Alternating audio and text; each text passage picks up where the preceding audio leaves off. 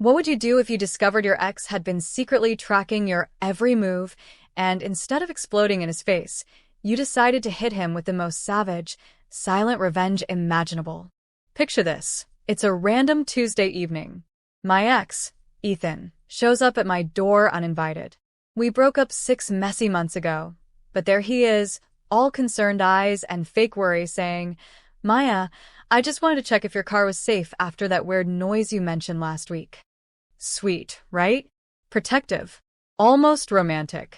I let him take a quick look under the hood, thanked him awkwardly, and watched him drive off.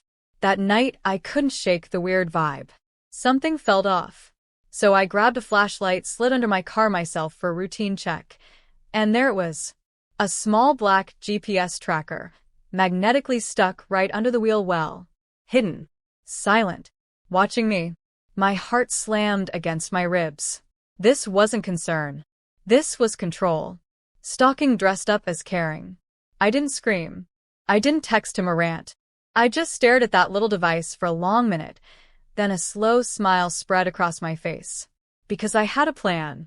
A petty, brilliant, international-level plan.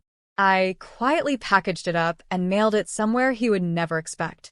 12 hours later, my phone rang at 2 a.m. His name lit up the screen. And when I answered, he was furious. But let me take you back to how this all really started, because the full story is wilder than you think. Ethan and I ended things 6 months ago. It was the kind of breakup where nobody threw plates, but the silence afterward felt louder than any fight. We were done. Or at least I thought we were. Then he starts texting again. Little things at first. Saw your story at the coffee shop, new place? Heard you got a flat tire last month, you good? I brushed it off as him trying to stay friendly. Classic post-breakup hovering. Annoying but harmless. Until that Tuesday. I'm pulling into my apartment complex when I see his car already parked. He's leaning against it like he's been waiting. Heart sinks a little, but I roll down the window. "Maya," he says, all soft concern, "I just wanted to check if your car was safe. You mentioned that weird rattling noise last time we talked. Didn't want you driving around like that." I freeze.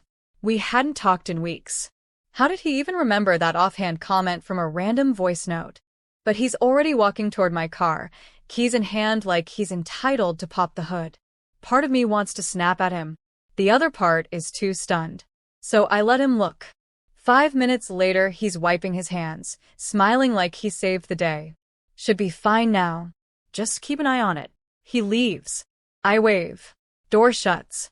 And the second he's gone, every red flag I ever ignored screams at once. That night, I couldn't sleep. Something gnawed at me. So around midnight, I grab a flashlight, lie down on the cold pavement, and slide under my car. And there it was. Small. Black. Magnetic. Stuck right under the rear wheel well. A GPS tracker. Blinking faintly like it was mocking me. My stomach dropped so hard I almost threw up. This wasn't concern. This was surveillance. Dressed up in fake chivalry. I stared at the little blinking light for what felt like forever. Then something shifted inside me. Not rage. Not yet. Something colder. Sharper. I reached up, pried it off with one hard yank, and held it in my palm like evidence in a crime scene. And that's when the idea hit me. A smile crept across my face in the dark. Because I wasn't going to confront him. I wasn't going to smash it. I was going to do something so much worse. So there I was, 1 a.m., sitting cross-legged on my kitchen floor with a GPS tracker in one hand and a roll of bubble wrap in the other. I could have smashed it. I could have driven to his place and thrown it through his windshield. But where's the fun in predictable revenge? I chose elegance. International-level pettiness. First question I ask myself, where's the most inconvenient, hilarious place to send this thing? Answer, Canada. Far enough to feel dramatic. Close enough that shipping wasn't insane. Plus, he's terrified of cold weather. Perfect. I Googled the cheapest tracked international option. Found a P.O. box service in Toronto that lets you ship to a random secure pickup spot. No name needed. Just a code. Genius. I wrapped the tracker like it was a fragile Christmas ornament. Layers of bubble wrap. Then brown paper. Then I wrote a tiny note on a post-it and taped it inside. Found this little guy under my car. Thought you might want it back. Safe travels. Maya. No anger. No threats. Just pure, polite chaos. Next morning I walked into the post office like it was any other errand. Clerk. International? Me. Yep. Toronto. She weighed it. I paid the $18.50. Dropped it in the slot. Done. Driving home, windows down, music loud, I felt lighter than I had in months. He tried to watch me without permission. Now I'd make him obsess over where his own device was going. The irony tasted better than any confrontation ever could.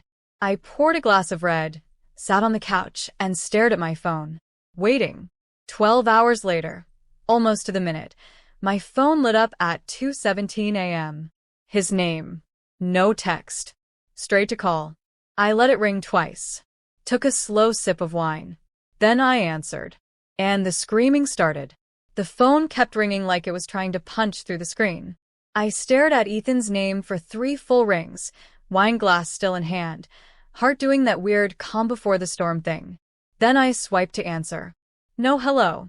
Just his voice exploding out of the speaker. Maya, what the actual hell did you do? My tracker is in Canada. Canada? Are you insane?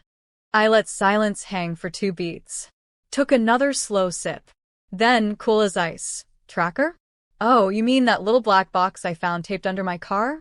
The one you definitely didn't put there. He sucked in air like I'd slapped him. I put it there to keep you safe. You've been driving alone at night. You said that noise was weird. Don't twist this. I laughed. Actually laughed. Low and sharp. Safe from what, Ethan? From me going to yoga without telling you? From me grabbing coffee with friends you don't approve of? Or maybe from me moving on? He started pacing. I could hear the footsteps, the heavy breathing. You had no right to touch my property. That thing costs money. I'm reporting it stolen. That's when I leaned back on the couch, voice dropping softer. Stolen? It's in Toronto right now. Addressed from me to a random P.O. box with your name as the sender on the customs form. Good luck explaining to Border Control why your stolen property is crossing international lines under your details. Dead silence on his end. I could practically hear the color draining from his face. Then he whispered, almost pleading, What does it show? The history, does it still track?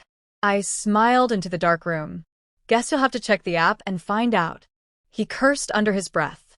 Hung up. But that wasn't the end. Because 2 days later, mutual friends started texting me screenshots. Ever wonder what happens when the stalker becomes the one checking his app every 5 minutes, sweating over a blinking somewhere in Toronto? Because that's exactly what started happening. 2 days after the call, my phone buzzed nonstop. Not from Ethan. He blocked me everywhere the second he hung up, but from mutual friends sending screenshots. Group chat messages.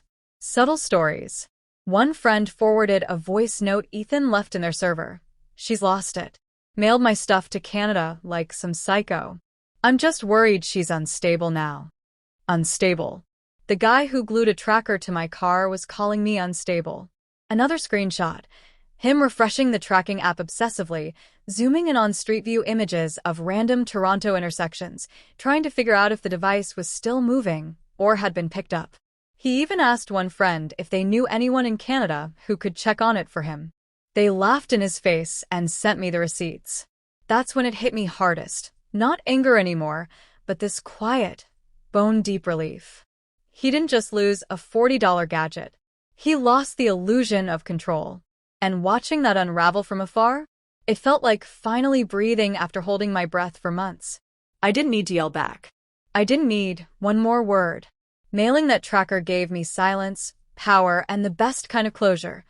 The kind where he's left wondering what I know, what I saw, and how far I'm willing to go next time.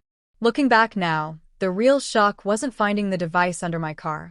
It was realizing how small he'd always been, and how big I'd become the moment I decided not to play his game anymore. But there's one last detail I haven't told you yet, the one that still makes me smile every time I think about it. So, yeah, I found my ex's tracker under my car, quietly mailed it to Canada, and when he finally called, screaming, panicking, unraveling, I didn't even have to raise my voice. I just let the truth do the work. That last detail I teased, the one that still makes me smirk every single time? A week after the call, one of our old mutual friends messaged me a photo. Ethan had posted a cryptic story, black screen, white text.